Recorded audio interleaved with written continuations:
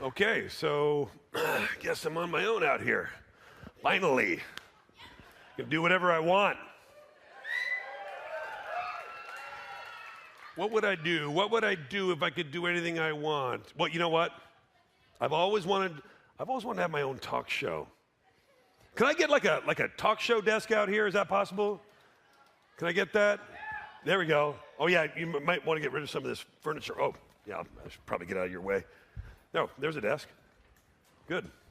I like just asking for stuff and it shows up. It's pretty awesome. Got the chair there, also the desk. All right, good. And the couch. Oh, look at this. Oh, you might have to unclip my my mic. There we go. And like a real. Look at guys. I'm going to be like a late night talk show host. This is so great. Look at this. Right? Look at this. Got a jacket and a mug and a clipboard and pretty awesome. Got a live studio audience. Broadcasting around the globe. I feel like there's one thing missing. Oh, I know. Perfect. Perfect. Ladies and gentlemen, please help me welcome my first guest, the one and only Jens Bergensten.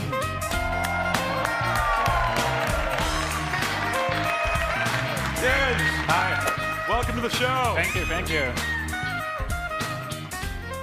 Great to have you on the show here, Jens. You know, since I first started doing this show, we always wanted to get you on as a guest. It's been kind of a dream of mine. I got to tell you, Jens, first of all, Jens Bergensten, I got to say, I am a big fan. And what is it that you do? Well, my title is lead creative designer. I'm lead creative designer. Yeah, that's pretty impressive. So I've been kind of a lead developer of Minecraft for 6 years now, since the first Minecon. Wow.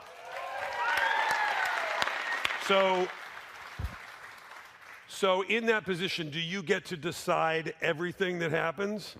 No, not really. Okay. Of course, when it comes to the Minecraft game design, my words matter. Yeah. But I'm a very Swedish person. I always look for consensus, so that we have. You're always looking for the consensus of the group. You don't want to just take over. Yeah, definitely. And of course, we have a huge community that always have lots of great ideas, and that influences us a lot. So right, so it's a very interactive. There's kind of like an ongoing dialogue, if you will. Yeah, definitely. And it's important to really listen to those people in the community and the people you work with as well. Yeah, absolutely, yes. You sound like a great leader. We could use some leadership. I mean, in the world, in Minecraft. Listen.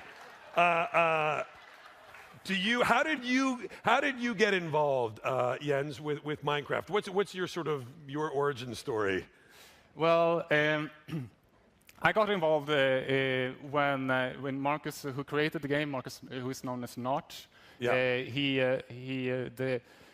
had to quit his day job to work on Minecraft full time, and it's growing really fast. And he formed Mojang, like to take care of Minecraft. Yeah.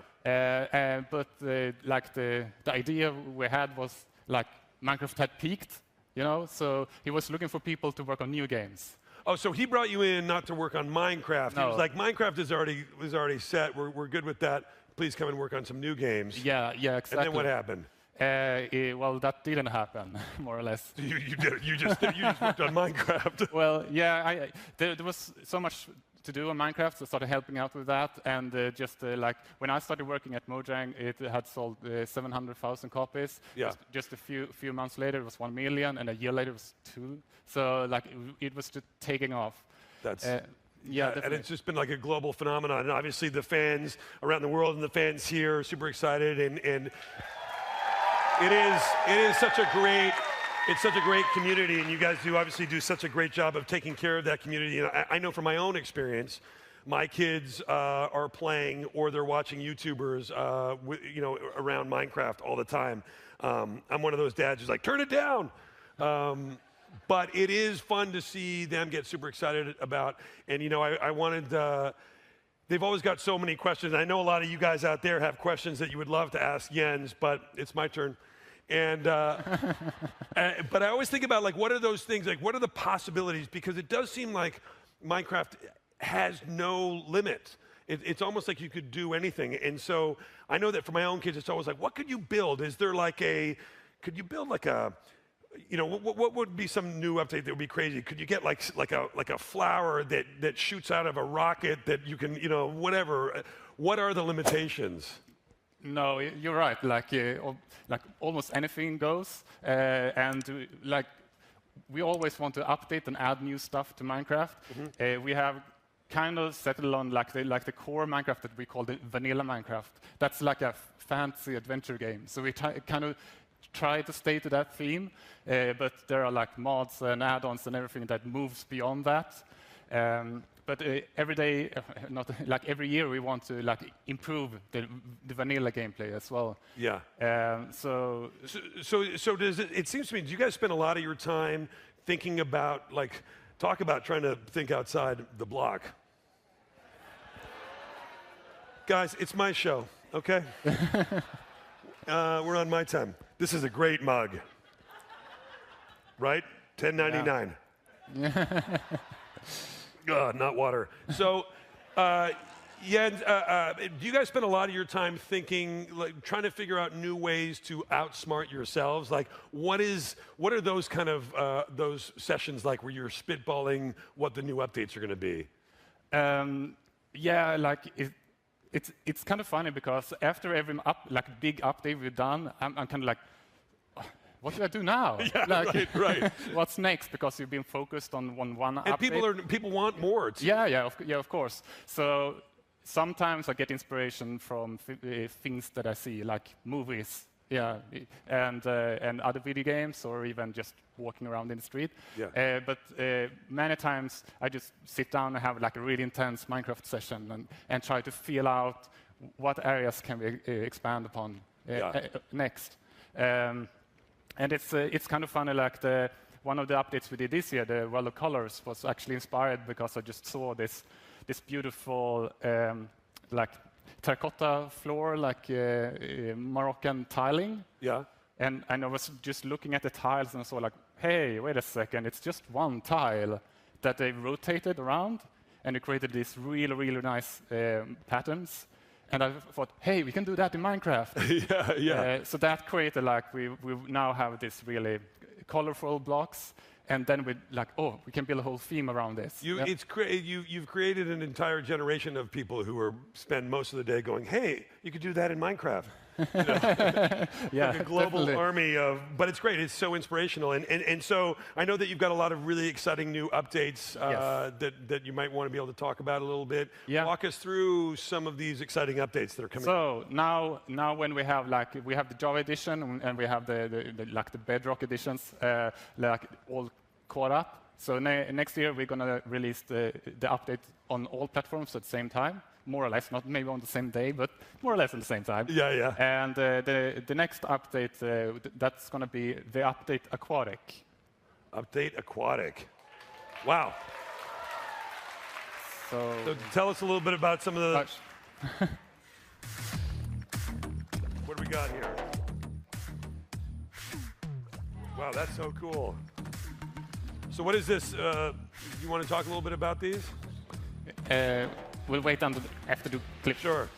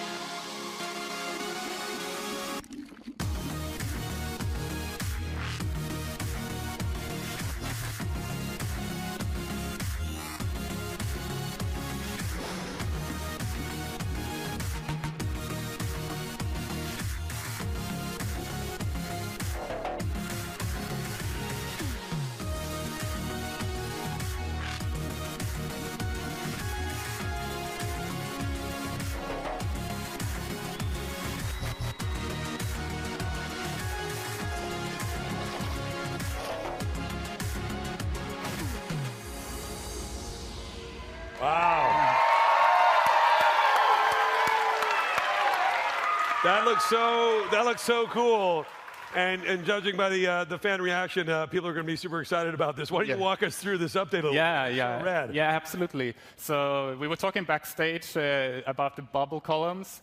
Like there were a lot of questions about them. What do they actually do? And a lot of these changes we're doing are of course just we're prototyping.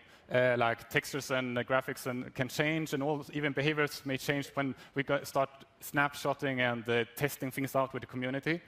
But one thing is that many of these will affect the way water works in Minecraft. And one thing is that items will now start floating on the surface, and a bubble column which is created by these magma blocks, they're gonna like break the buoyancy of water, so everything will fall down into them. So there will be like ravines underwater with these magma blocks. So when you're riding a boat, suddenly the boat might start shaking. You have to like get back to the solid surface again, or you will fall down into the ocean. But mainly, we're interested to see how this can be used in various contraptions. Yeah, that's so cool. And then we are adding a new weapon called the Trident. The Trident. Yeah. I love that. So it's a weapon you can use both in melee and you can throw it. But as you saw in the clip, like if you throw it, you lost your weapon. Lost the weapon. Yeah. That's so you're weaponless. So throwing the weapon doesn't seem like a good idea. No, definitely not. So there's a special enchantment for tridents called Loyalty that makes it come back. Like nice. Hammer. Loyalty. Yeah, definitely. I'd like to get that. And there's also a bunch of other enchantments for it. Like one is it's called Riptide, that when you're swimming and you throw the trident, it's like a dashing, so you get like a push forward. Oh, like a little push forward. Oh, that's so cool. Yeah. And it's kind of fun because you can, if you're at the surface and you throw it up, you jump like a dolphin. Oh, nice. And one fun thing that Dinebone suggested was that it only works in water, but we made it now also works when it's raining. So it's like have you ever yes, it's raining in Minecraft? No, right? But now you're like, yes, it's raining. You take on your elytra and you throw the trident and you just swoop away. Oh, that's so cool. Yeah, it's really nice. That sounds fun. Yes, and then we have the coral and the kelp, and we have the actual fish. And this is to add more variety into the oceans and more things to see. And also, in the video clip, you saw coral and kelp right next to each other, but they're going to be separated because we're going to have ocean biomes, so warm and cold oceans with different type of terrain. Oh, wow. And all the fish that you currently fish as items, they will exist as proper fish. So we have like a salmon and tropical fish and clownfish and puffer fish, and etc. I guess. Forgot some. Good. That was good knowledge. Yes, and for Minecraft players, this will work similar to bats. They will come and go. But if you catch one with a bucket, you will get a bucket with water and fish in it. And you can put this out, and this is going to be like a persistent fish. So you can use it to build aquariums in your houses, and you will keep your fish. Yeah. How cool is that? Yeah. Don't forget to feed them. Yeah.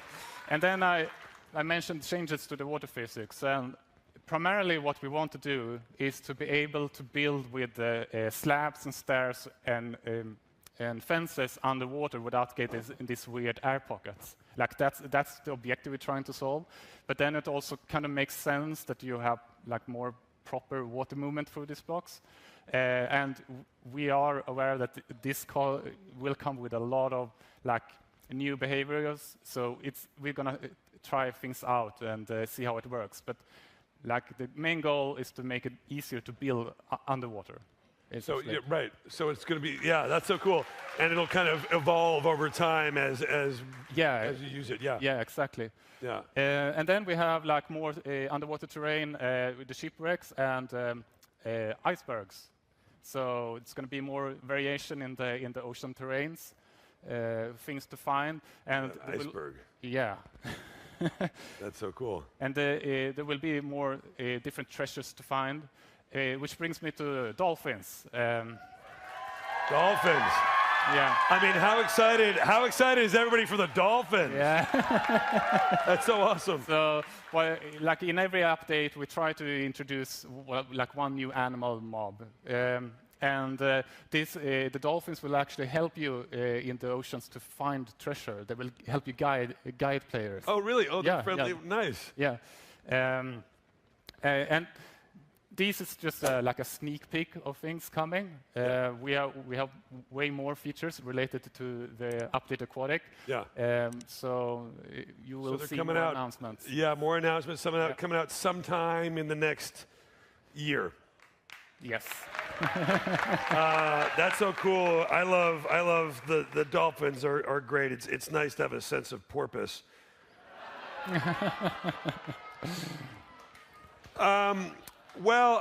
Jens, this has been a fascinating interview, but I want the results of the first ever Minecraft mob vote. How would I be able to do that, do you think? Oh, wait, you know what? I got it. This worked before. Check this out.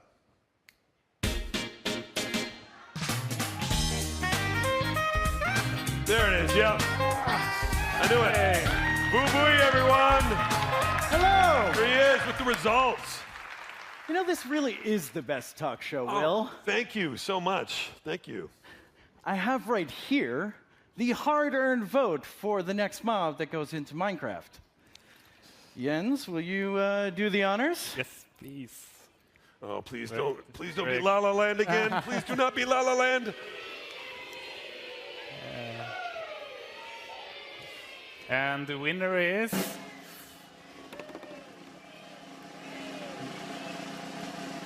Mob B.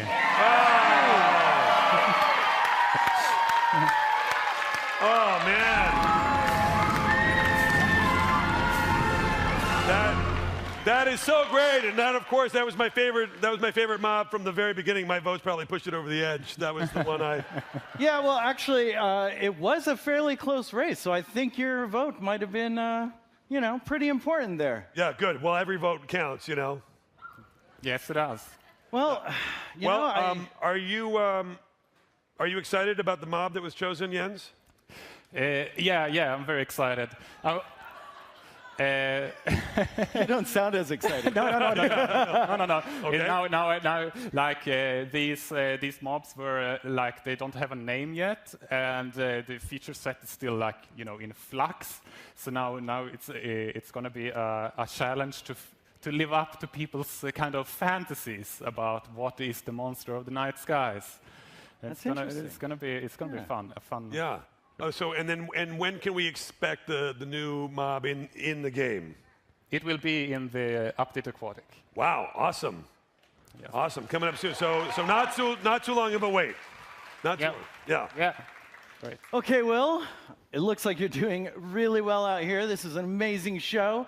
So actually, I'm going to go find the key to the handcuffs. And Jens, will you go with me and let Will just take over? Yeah. Yeah? Okay. All right. Thank you. Thank you. Thank you. Thank you. My guest again.